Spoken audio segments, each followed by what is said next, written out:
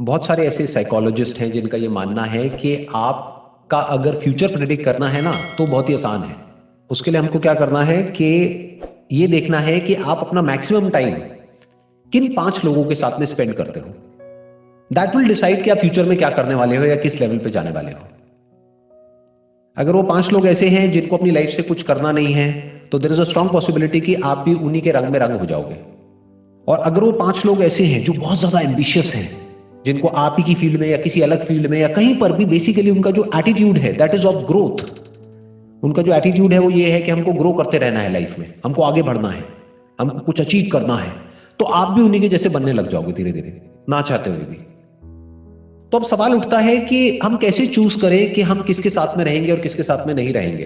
Because the challenge here is कि हो सकता है आप तो किसी के साथ में रहना चाहते हो, किसी पर्सन के साथ में, लेकिन वो आपके साथ में नहीं रहना चाहता या वो आपकी अप्रोच से बहुत दूर है। मान लेते हैं आप इलॉन मस्क के साथ में अपना टाइम स्पेंड करना चाहते हैं, बट उनके पास में टाइम नहीं है आपके साथ टाइम स्पेंड करने के लिए। अब क्या करें, फंस गए ना। तो पहले के जमाने में ये बहुत मुश्किल था, बट आज की डेट में बहुत आसान है। क्यों आसान है? क्योंकि सब कुछ वर्चुअल है। अभी आप मेरे साथ में बात कर रहे हो, हम वर्चुअली कनेक्टेड हैं।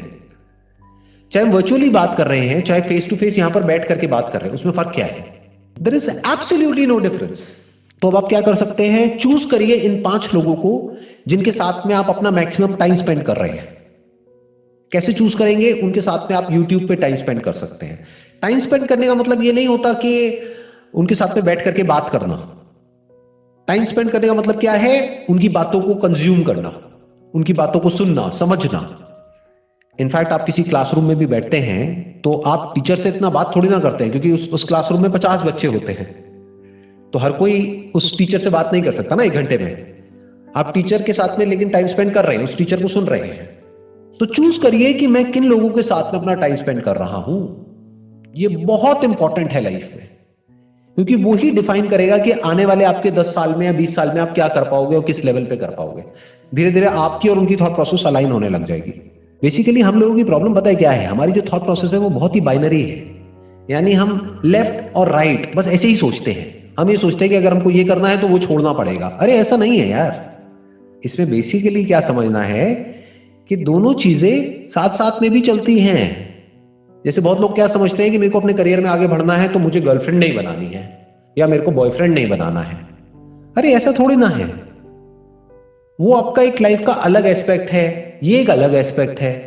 हाँ, अगर वो रिलेशनशिप टॉक्सिक है तो बात अलग है, बट रिलेशनशिप्स ऐसी भी होती है जो आपको हेल्प करती है आगे ग्रो करने में। पार्टीज तो मैंने भी करी है, और पार्टीज किसने नहीं करी है? पार्टी करने में क्या बुराई है? पार्टी करने का मतलब क्या है कि म्यूजिक लगा हुआ है, डांस वांस कर रहे हैं और कर रहे हैं, तो ठीक है ना, उसमें क्या बुराई है? कभी कभी पार्टी करनी भी चाहिए, थोड़ा माइंड रिलैक्स होगा। That is 1 2। जो मैंने बात करी ना कि ये 5 लोग कौन है, ये 5 लोग वो नहीं है जो आपके साथ में है। ये 5 लोग कौन है? जिनकी आप बुक्स पढ़ रहे हो। क्योंकि जो आपको अचीव करना है वो दूर दूर तक उससे मैच नहीं होता है जो आपके 5 दोस्त हैं। क्योंकि दोस्तों में ज्यादातर क्या होता है, बहुत ही कम ऐसे लोग होते हैं एक्चुअल में दुनिया में। This is a harsh reality of life. क्योंकि अगर आप एक क्वेश्चन पूछ रहे हो, इसका मतलब क्या है कि आप कुछ ढंग का करना चाहते हो अपनी लाइफ में, कुछ एक्स्ट्रा ऑर्डिनरी अचीव करना चाहते हो, तभी ये क्वेश्चन पूछ रहे हो, नहीं तो ये क्वेश्चन पूछते ही नहीं। तो ऐसे क्वेश्चंस पूछने वाले ही लोग बहुत कम है दुनिया में। ज्यादातर लोगों का माइंडसेट क्या होता है कि भाई कहीं से थोड़ी सी सिक्योरिटी मिल जाए, थोड़ा सा कहीं से कुछ ऐसा मिल जाए कि बस हमारा लाइफ सेट हो जाए। तो आई होप कि आपका ऐसा नहीं है माइंडसेट, राइट?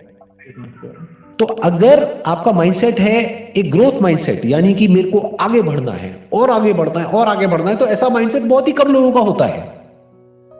मेरे जितने भी दोस्त थे उसमें से मुझे नहीं याद एक भी ऐसा दोस्त जिसका मेरे जैसा माइंडसेट था। तो अब सवाल उठता है, उस वक्त जब YouTube भी नहीं था तब मैंने अपना माइंडसेट ऐसे कैसे बनाया? बुक्स पढ़ के। पता नहीं कितनी बुक्स पढ़ी मैंने और समझने की कोशिश करी कि वो लोग जो एक अच्छे लेवल पर हैं लाइफ में, उनका माइंडसेट कैसा होता है, उनकी थॉट प्रोसेस क्या होती है।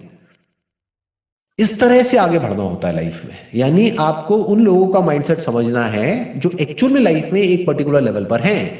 तो अब दोस्त क्यों जरूरी है? दोस्तों की क्या इंपॉर्टेंस है लाइफ में? क्वालिटी ऑफ वर्क को सस्टेन करने के लिए बीच में रेस्ट चाहिए होता है।